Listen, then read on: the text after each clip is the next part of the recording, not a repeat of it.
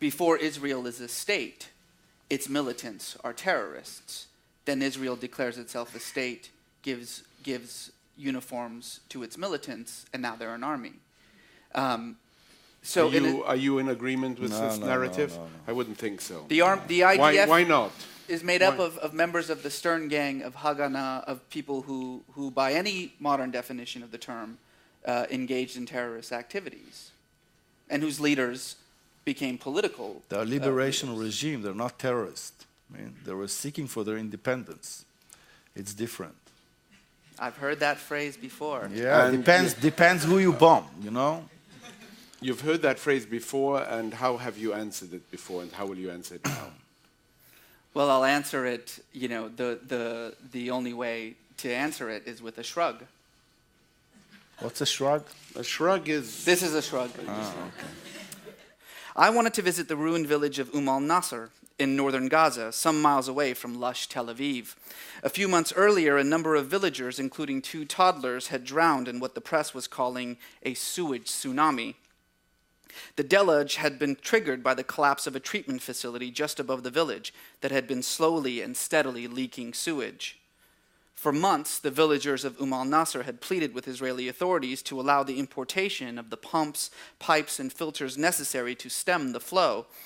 But Israel, rattled by a ceaseless barrage of crudely constructed rockets launched daily from Gaza, some of which were, in the sort of grim irony that exists only in this place, constructed from old sewage pipes, refused. The villagers built an earthen embankment around what was fast becoming a giant lake of human waste. But the embankment would not hold.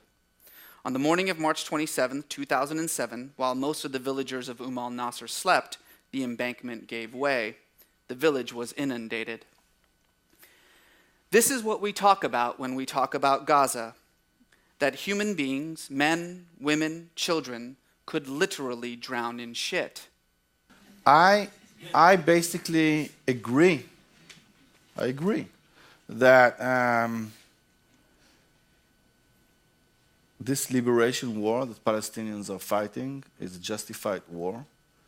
But, as I said before, I don't think they have respect even for lives of people from their side as well.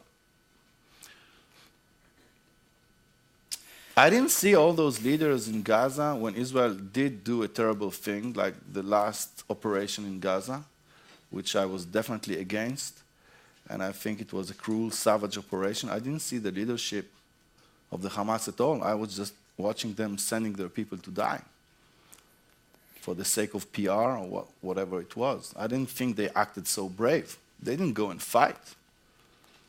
Well, certainly... Did they? Just to make one thing clear, the decision was not taken.